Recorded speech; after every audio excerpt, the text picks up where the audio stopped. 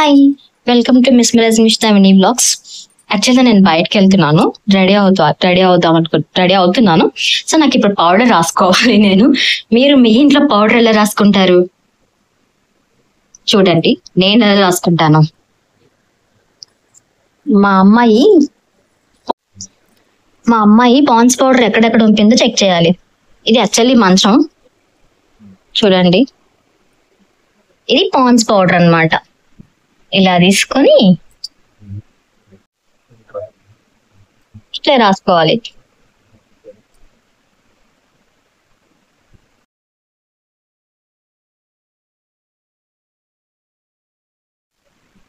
లేకపోతే powder waste అయిపోద్ది కదా.